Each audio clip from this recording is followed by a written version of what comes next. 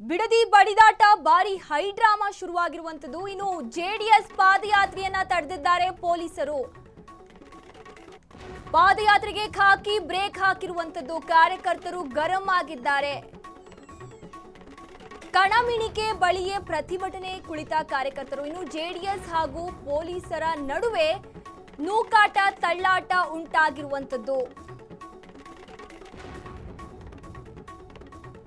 ಬಿಡದಿ ಬಡಿದಾಟದಲ್ಲಿ ಭಾರಿ ಹೈಡ್ರಾಮಾ ಆಗಿರುವಂತದ್ದು. ಏನು ಜೆಡಿಎಸ್ ಅವರು ಒಂದು ಪಾದಯಾತ್ರೆಯನ್ನ ಮಾಡ್ತಾ ಇದ್ದಾರೆ. ಈ ವೇಳೆ ಒಂದ್ ರೀತಿಯಾಗಿ ಹೈಡ್ರಾಮಾ ಶುರುವಾಗಿದೆ. ಪಾದಯಾತ್ರೆಗೆ ಖಾಕಿ ಬ್ರೇಕ್ ಹಾಕಿದ್ದಾರೆ. ಹೀಗಾಗಿ ಕಾರ್ಯಕರ್ತರು ಗರಂ ಆಗಿರುವಂತದ್ದು.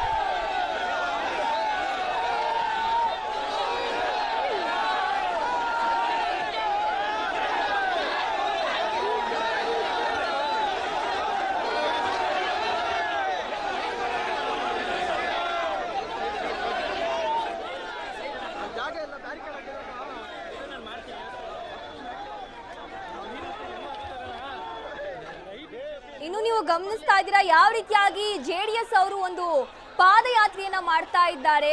ಈ ವೇಳೆ ತಳ್ಳಾಟ ನೂಕಾಟ ಶುರುವಾಗಿರುವಂತದ್ದು ಇಲ್ಲಿ ಗಮನಿಸಬಹುದು. ಯಾವ ರೀತಿಯಾಗಿ ಪೊಲೀಸರು ಅಲ್ಲಿರುವಂತಹ ಕಾರ್ಯಕರ್ತರನ್ನ ತಡೆಯುವಂತಹ ಕೆಲಸವನ್ನ ಮಾಡ್ತಾ ಇದ್ದಾರೆ. ಮತ್ತೊಂದು ಕಡೆ ಅಲ್ಲಿ ಇರುವಂತಹ ಪ್ರತಿಭಟನಾಕಾರರು ಕೂಡ ಪೊಲೀಸರ ವಿರುದ್ಧ ಯಾಕೆ ತಡಿತಾ ಇದ್ದೀರಾ ಅಂತ ಹೇಳಿ ಕೂಡ ಆಕ್ರೋಶವನ್ನ ಹೊರಹಾಕ್ತಾ ಇದ್ದಾರೆ. ಹೀಗಾಗಿ ಪೊಲೀಸರು ಹಾಗೂ ಪಾದಯಾತ್ರಿಗಳ ಮೇಲೆ ಮಧ್ಯ ಒಂದು ರೀತಿಯಾಗಿ ವಾಗ್ವಾದ ಉಂಟಾಗಿದೆ. ಯಾಕೆ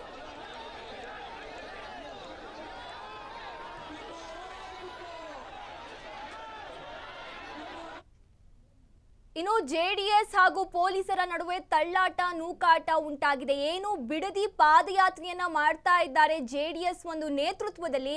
ಇದೀಗ ಅಲ್ಲಿ ದೊಡ್ಡ ಹೈಡ್ರಾಮಾ ಶುರುವಾಗಿರುವಂತದ್ದು. ಒಂದು ರೀತಿಯಾಗಿ ಬಿಡದಿ ಬಡಿದಾಟದಲ್ಲಿ ಇದೀಗ ಮತ್ತೊಂದು ಹೈಡ್ರಾಮಾ ಶುರುವಾಗಿದೆ. ಜೆಡಿಎಸ್ ಪಾದಯಾತ್ರೆಯನ್ನ ಪೊಲೀಸರು ತಡೆದಿದ್ದಾರೆ. ಈ ನಡುವೆ ಪೊಲೀಸರು ಹಾಗೂ ಜೆಡಿಎಸ್ ಕಾರ್ಯಕರ್ತರಿಗೆ ನಡುವೆ ಒಂದು ರೀತಿಯಾಗಿ ತಳ್ಳಾಟ ನೂಕಾಟ ಉಂಟಾಗಿದೆ. ಹಾಗೂ ಇದ್ರ ಬಗ್ಗೆ ಹೆಚ್ಚಿನ ಡೀಟೇಲ್ಸ್ ಅನ್ನ ಕೊಡ್ತಾರೆ ನಮ್ಮ ಪ್ರತಿನಿಧಿ ಮಾರುತಿ ಅವರು.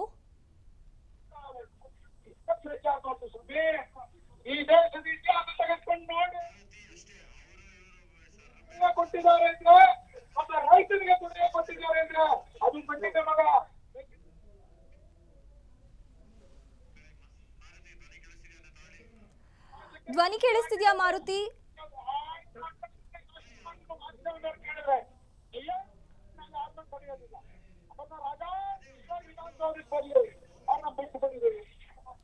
ನೀವು ಗಮನಿಸಬಹುದು ಯಾವ ರೀತಿಯಾಗಿ ತಳ್ಳಾಟ ನೂಕಾಟ ದೊಡ್ಡ ಮಟ್ಟದಲ್ಲಿ ಆಗ್ತಾ ಇರುವಂತದ್ದು. ಒಂದು ಕಡೆ ಕಾರ್ಯಕರ್ತರು ಒಂದ್ ರೀತಿಯಾಗಿ ತಳ್ಳಾಟ ನೂಕಾಟದಲ್ಲಿ ಸಿಲುಕಿಕೊಂಡಿದ್ದಾರೆ. ಮತ್ತೊಂದ್ ಕಡೆ ಪೊಲೀಸರು ತಡೆಯುವಂತಹ ಕೆಲಸವನ್ನ ಕೂಡ ಮಾಡ್ತಾ ಇದ್ದಾರೆ. ಇದರಲ್ಲಿ ಪ್ರಮುಖವಾಗಿ ಜೆಡಿಎಸ್ ನ ಮುಖಂಡರಾಗಿರುವಂತಹ ನಿಖಿಲ್ ಕುಮಾರಸ್ವಾಮಿ ಅವರನ್ನು ಕೂಡ ನೀವು ನೋಡಬಹುದು.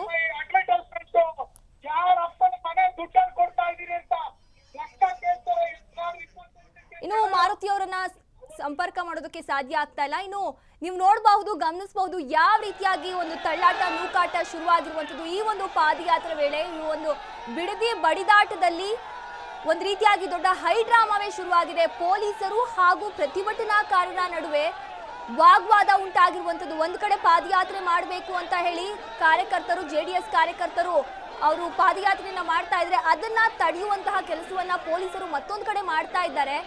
ದೊಡ್ಡ ಮಟ್ಟದಲ್ಲಿ ಅಲ್ಲಿ ಟ್ರಾಫಿಕ್ ಜಾಮ್ ಕೂಡ ಆಗಿರುವಂತದ್ದನ್ನ ನಾವು ಗಮನಿಸಬಹುದು. ಯಾವ ರೀತಿಯಾಗಿ ಈ ಒಂದು ಪಾದಯಾತ್ರೆಯ ವೇಳೆ ಈ ರೀತಿಯಾಗಿ ಉಂಟಾಗಿದೆ ಅಂತ ಹೇಳಿ ಒಂದ್ ಕಡೆ ಕಾರ್ಯಕರ್ತರು ಬ್ಯಾರಿಕೇಡ್ ಅನ್ನ ಹಿಡಿದು ತಳ್ಳುವಂತಹ ಕೆಲಸವನ್ನ ಮಾಡ್ತಾ ಇದ್ದಾರೆ. ಅವರನ್ನ ತಡೆಯುವಂತಹ ಕೆಲಸವನ್ನ ಮತ್ತೊಂದು ಕಡೆ ಪೊಲೀಸರು ಮಾಡ್ತಾ ಇದ್ದಾರೆ. ಈ ವೇಳೆ ಜೆಡಿಎಸ್ ಹಾಗೂ ಪೊಲೀಸರ ನಡುವೆ ಒಂದು ರೀತಿಯಾಗಿ ತಳ್ಳಾಟ ನೂಕಾಟವೇ ಶುರುವಾಗಿರುವಂತದ್ದು.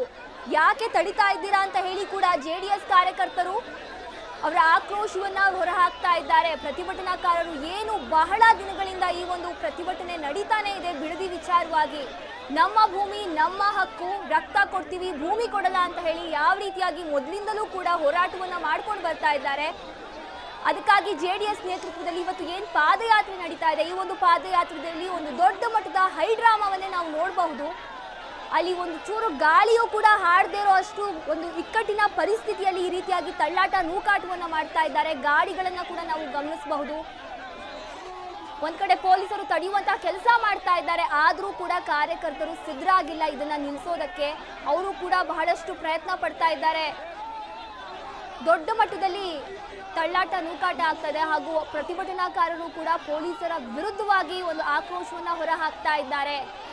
ಈ ಮೂಲಕ JDS ಹಾಗೂ ಪೊಲೀಸರ ನಡುವೆ ಒಂದು ರೀತಿಯಾಗಿ ತಳ್ಳಾಟ ನೂಕಾಟ ಹಾಗೂ ಆಕ್ರೋಶ ಕೂಡ ವ್ಯಕ್ತವಾಗ್ತಾ ಇರುವಂಥದ್ದು. ಕಣಮಿಣಿಕೆಯಲ್ಲಿ ಈ ರೀತಿಯಾಗಿ ಒಂದು ಸನ್ನಿವೇಶ ಸೃಷ್ಟಿಯಾಗಿದೆ. ಏನು ಬಿಡದಿ ಪಾದಯಾತ್ರೆಯನ್ನ ಮಾಡ್ತಾ ಇದ್ದಾರೆ JDS ನೇತೃತ್ವದಲ್ಲಿ. ಇಲ್ಲಿ ಒಂದು ರೀತಿಯಾಗಿ ದೊಡ್ಡ ಹೈಡ್ರಾಮಾವೇ ಶುರು ಆಗಿದೆ. ನಾವು ಗಮನಿಸಬಹುದು ಯಾವ ರೀತಿಯಾಗಿ ಅವರು ಬಾವುಟವನ್ನೆಲ್ಲ ಹಿಡಿದು ಓಡ್ತಾ ಇದ್ದಾರೆ ಹಾಗೂ ಒಂದು ದೊಡ್ಡ ಮಟ್ಟದಲ್ಲಿ ತಳ್ಳಾಟ ನೂಕಾಟ ಆಗ್ತಾ ಇದೆ ಅಂತ ಹೇಳಿ. ದೊಡ್ಡ ಮಟ್ಟದಲ್ಲಿ ಪೊಲೀಸರು ಇದ್ರೂ ಕೂಡ ಇದನ್ನ ತಡೆಯೋದಕ್ಕೆ ಸಾಧ್ಯ ಆಗ್ತಾ ಇಲ್ಲ. ರೈತರು ಅವರ ಒಂದು ಆಕ್ರೋಶವನ್ನ ಹೊರ ಹಾಕ್ತಾ ಇದ್ದಾರೆ. ಭೂಮಿ ಕೊಡೋದಿಲ್ಲ, ನಾವು ಏನ್ ಬೇಕಾದ್ರೂ ಕೊಡ್ತೀವಿ, ಆದ್ರೆ ಭೂಮಿ ಕೊಡೋದಿಲ್ಲ ಅಂತ ಹೇಳಿ ಮೊದಲಿಂದಲೂ ಏನು ಸರ್ಕಾರದ ವಿರುದ್ಧ ಅವರು ಪ್ರತಿಭಟನೆಯನ್ನ ಮಾಡ್ತಾ ಇದ್ರು. ಹೀಗಾಗಿ ಇವತ್ತು ಪಾದಯಾತ್ರೆಯನ್ನ ಹಮ್ಮಿಕೊಂಡಂತಹ ಸಮಯದಲ್ಲಿ ಈ ರೀತಿಯ ಒಂದು ಸನ್ನಿವೇಶ ಉಂಟಾಗಿರುವಂತದ್ದು. ಪ್ರಮುಖವಾಗಿ ನಾವಿಲ್ಲಿ ನಿಖಿಲ್ ಕುಮಾರಸ್ವಾಮಿ ಅವರನ್ನ ನೋಡಬಹುದು.